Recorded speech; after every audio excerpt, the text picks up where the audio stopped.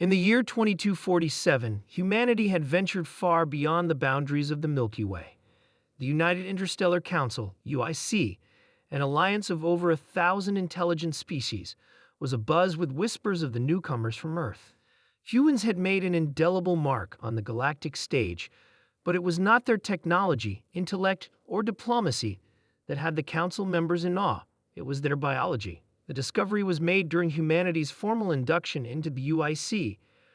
Representatives from Earth had been invited to a remote council station on the planet Trilaxis, a lush world renowned for its scientific academies and sprawling crystalline cities. The station's protocols required a complete biological scan of all delegates for compatibility and safety. Most species required specialized atmospheric suits to traverse different environments, but humans walked in confidently with no such precautions. Their reasoning? Oxygen levels don't bother us. At first, the Trilaxian scientists assumed it was a mistranslation. Oxygen, they knew, was an unstable and highly reactive gas. Prolonged exposure corroded metals, degraded organic materials, and was lethal to the majority of sentient species. Yet here were these creatures, humans, who not only thrived on oxygen, but breathed it as part of their physiology. Dr. Fenrix, a prominent biologist from the amphibious Fruget species, was assigned to oversee the scans. Her gills fluttered nervously as she activated the bioscanner and passed it over Commander Julian Marks, the lead human delegate. The readings were baffling.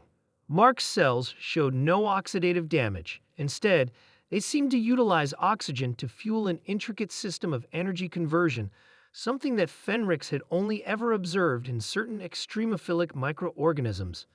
Fascinating, she murmured, her translucent skin shifting to a pale green hue, a sign of deep concentration among her kind. Commander Marks, do your people not suffer from oxygen's corrosive effects over time? Marks chuckled, his rugged features crinkling into a smile. If we did, we wouldn't be standing here, Doctor. The UIC's scientific community quickly descended into chaos. Within hours, detailed analyses of human physiology were underway. Every species in the Council had evolved in environments where oxygen was either a rare trace element or a dangerous contaminant. To them, the idea of thriving in an oxygen-rich atmosphere was akin to bathing in acid. Reports of human biological resilience spread like wildfire. Their cells produced antioxidants at unparalleled rates, neutralizing harmful byproducts of oxygen metabolism. Their DNA repair mechanisms were astonishingly efficient, countering mutations that would cripple other species. Even their aging process was comparatively slow, a side effect of their oxidative resistance. What's more, their ability to exhale carbon dioxide, a gas lethal to most UIC members, without harm only added to the mystique. Some saw this as a potential threat. Humans, it seemed, were not only adapted to a substance that killed most sentient life, but also weaponized it by mere existence. Others, however, viewed humanity as a miracle of evolution, a species born to thrive where others perished. Amid the fervor, Dr. Fenrix proposed a live demonstration to showcase humanity's invulnerability. The council hall's central chamber was modified to simulate an extreme oxygen environment, one that would be instantly lethal to 99.8% of known species.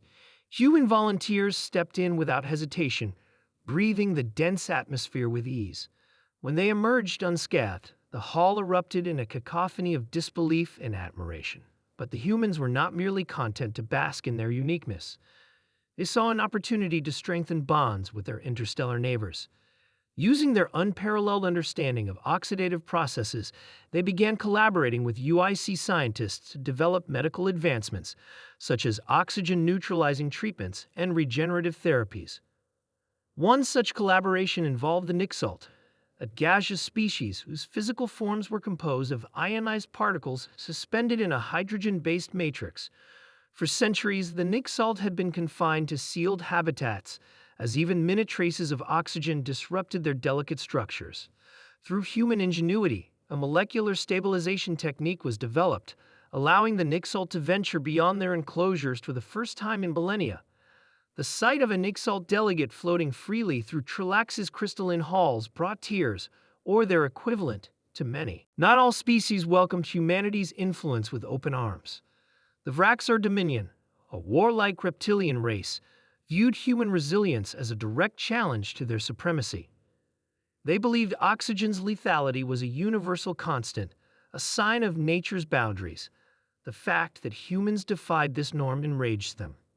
Tensions escalated when Vraxar extremists sabotaged a human research outpost on the moon of Eridani Prime, flooding it with concentrated oxygen in an attempt to wipe out its inhabitants.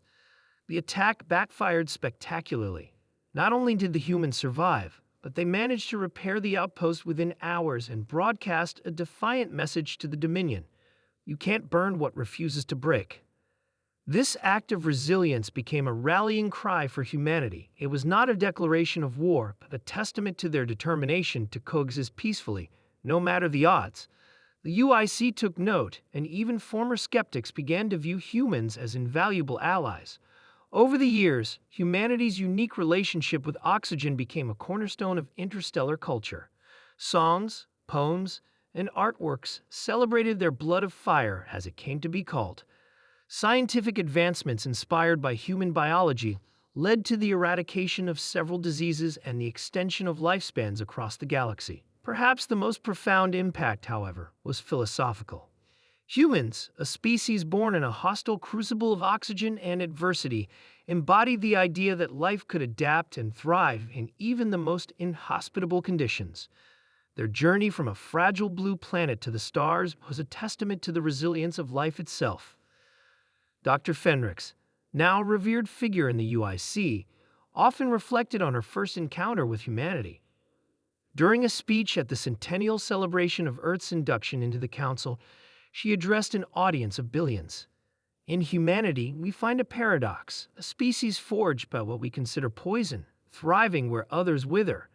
They remind us that the universe's greatest strength lies not in its conformity, but in its diversity. Their invulnerability to oxygen is not just a quirk of evolution, it is a beacon of hope. If they can endure and prosper, so can we all.